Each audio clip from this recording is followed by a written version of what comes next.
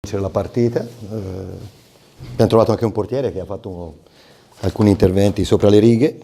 Credo che abbiamo fatto quello che dovevamo fare, abbiamo cercato di spingere.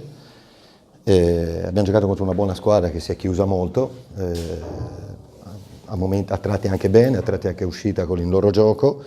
Io credo che il Campo d'Azego abbia giocato in ogni caso una buona gara. Dobbiamo accettare il punto. È normale che abbiamo avuto delle situazioni per poter chiudere la partita, però credo che è un risultato che dobbiamo accettare oggi. Senti, ma c'è in una partita così, con una squadra che si chiude magari con 10 giocatori nella sua metà campo, Sì. voi avete fatto una manovra molto elaborata, secondo te non era magari qualche volta il caso di giocare magari sugli 1-2 o tentare anche qualche tiro da fuori? Io non ho mai visto comunque. No, noi al primo tempo abbiamo provato a calciare da fuori, è vero.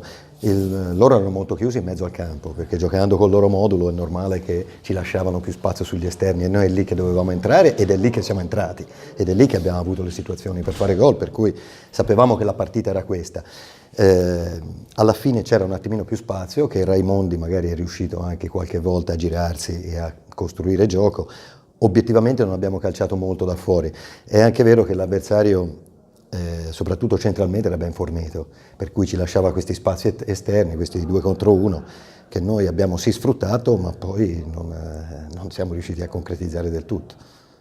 Anche perché loro stavano facendo la miglior difesa, quindi poi è vero che loro ma fanno interventi, soprattutto quello su Scarpina. È normale che se hanno preso 15 gol fino ad oggi, un motivo c'è, no? È anche una squadra, credo, pericolosa in contropiede, perché è una squadra che poi riparte con tanti giocatori ed è il loro gioco e lo fanno anche bene. Io credo che il Campo d'Azego abbia giocato con buona personalità per tutta la partita e con grande voglia di vincere.